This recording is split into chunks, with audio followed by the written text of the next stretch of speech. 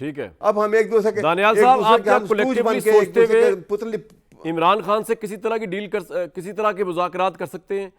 क्योंकि इमरान खान की एक चीज़ तो उसको पॉपुलर उनको बना रही है बकौल अवैस साहब के कि वो ही is shown the spine by not negotiating any deal with you, बाहर जाने के लिए, जद्दा जाने के लिए, अमेरिका जाने के लिए, कहीं जाने के लिए। इमरान खान के नहीं, ये Imran Khan is not trying to strike a deal.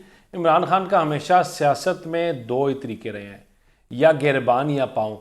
अब हम पिछले बड़े अरसे से क्या मांग रहे हैं, वो एनआरओ मांग रहे हैं। वो एनआरओ मांग रहे हैं, कभी एक दरवाजा खटका रहे हैं, कभी दूसरा दरवाजा खटका रहे हैं।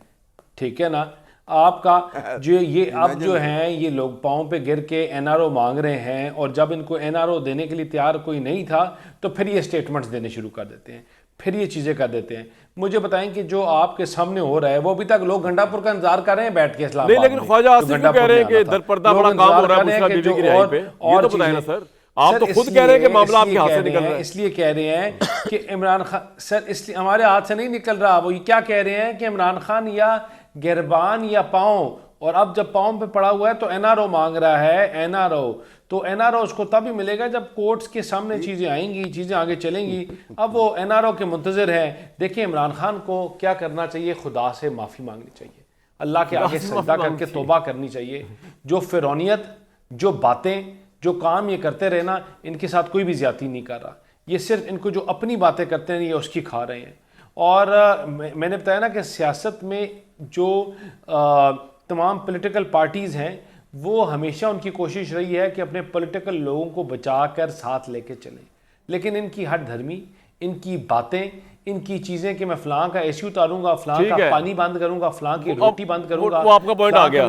उसने लेकिन एक बात बताइए, कब तक इमरान खान की सजा कब तक चल रही है? जब तक आपकी हुकूमत है या इसका कोई फैसला होना है कि जब तक आपकी हुकूमत है उसको इस्तेकाम देने की जरूरी है आपके लिए कि इसकी ये कैद रहे? देखिए हमने इमरान खान को सजा नहीं दी ना, हमने आप तो केस ही शुरू नहीं कर रहे उसके ऊपर। हम इमरान खान तो 18 महीने, मुझे एक बात बताएं ना, 18 महीने तो खुलेआम फिरता रहा, हुकूमत को गालियां देता रहा, प्राइम मिनिस्टर से लेकर किस बंदे को गालियां नहीं देता था, क्या नहीं करता था। तो बदला लिया जा रहा है जब पहले सेटअप में करना होता तो जब अदम एतमाद किया तब पकड़ लेते। मुझे बात बताएं, इस पहलवान से 9 मई हमने करवाया, हमने कहा कि अपने शोधाओं के मुजस्मे जलाओ, हमने कहा कि काओ के भाई उसमें सजा देना उसको, या आपने सजा उसको तब देनी जब तक आपकी गवर्नमेंट रहेगी। नहीं मुझे एक बात बताए ना, यूनिफॉर्म लेके लहराओ, सुने ये उसके ऊपर उसमें उसका ट्रायल क्यों नहीं शुरू हो रहा इस बात का? हमें भी बड़ा गम है 9 मई का कि आपकी हुकूमत इसको भी पोलिटिसाइज कर रही है कि जब तक आपकी हुकूमत चलेगी जब तक 9 मई के अंदर रखो उसको अंदर। भाई इसको सजा दे, भले 1 साल की दे, 10 साल की दे, 14 साल की दे सजा उसको। भाई इतना बड़ा जुर्म कर दिया, 1.5 साल हो गया, उसकी कोई सुनवाई नहीं है। ये क्या बात हो यार, ये तो कोई बात ना हुई। कामरान भाई ये वो पहलवान है कि हर दफा अपने वजन से गिरे। जिस तरह मैंने कहा ना कि सुनवाई नहीं है, हमने थोड़ी इनको गिराया, या हमने इनसे 2 मई थोड़ी करवाया। अब ये बैठे हुए हैं, कभी एक कोर्ट के पीछे, कभी दूसरे कोर्ट से स्टे लेते हैं, कभी तीसरे कोर्ट से लेते हैं। 9 मई का तो केस ही शुरू नहीं हुआ उस पे यार उन पे।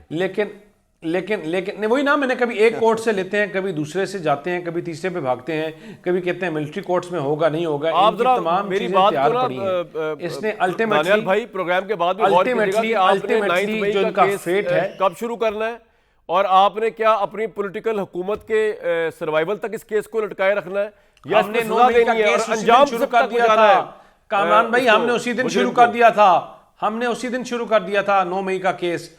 और आप ये जिस तरह और चीज़ों में कोर्ट, कभी इस कोर्ट की तरफ जाकर एक जगह से रोकते हैं, कभी दूसरी जगह से रोकते हैं, इनका अल्टीमेट फेट यही होगा। ठीक है, मिलिट्री कोर्ट्स में ट्रायल आपका पॉइंट आ गया जी, कहाँ रुका चलेंगी। और अवैस साहब जो जलाओ गिराओ आप इतने ना उछले, मैं तो वैसे ही कह रहा हूँ अगर मिलिट्री ट्रायल शुरू हो गया आपके लीडरशिप को सजा हो सकती है बड़ी ठीक ठाक, और वहां पर रियायत नहीं कोई होनी। मेरी बात सुनिए, वो नहीं रियायत बने ना बने, मेरे ख्याल में इमरान खान की सबसे बड़ी सक्सेस जो मुझे अभी आपकी आज की डिस्कशन और रोजाना जो सिलसिला चल रहा है कि इन सब के नर्व के पास जो है वो छाया हुआ इमरान खान। कैसे? I don't know why. इसका मतलब है कि उसका खौफ अभी तक जो है ना, और ये खौफ ही जो है इस वक्त पाकिस्तान की तरक्की के लिए नहीं है, इमरान खान के खौफ के लिए सब कुछ हो रहा है जो कुछ हो रहा है यहाँ पर। अच्छा, ये हैरान कुन बात है। क्या इतना खौफनाक क्यों है इमरान खान साहब कि आप खुद कह रहे हैं उनका खौफ है? उनका क्या वजह है? ये तो बताएं, ये क्यों कह रहे हैं उनको खौफनाक? इसलिए खौफ ये है कि जो आदमी परचेजेबल ना हो ना, उससे खौफजदा होते हैं वाह, लोग। क्यों जी आमिर साहब, इमरान खान ने सबको corruption में खौफजदा involve किया हुआ है होगा। क्योंकि वो परचेजेबल नहीं है।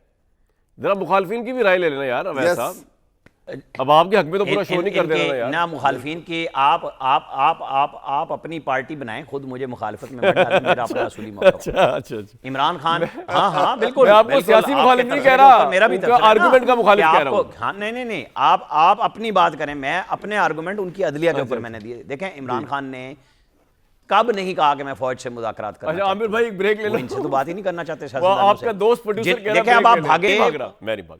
मुझे आपने क्या समझा हुआ है, मैं किसी उस सियासी पार्टी का हिस्सा नहीं जो भाग जाए। खड़े हुए इधर अल्लाह के फजल से।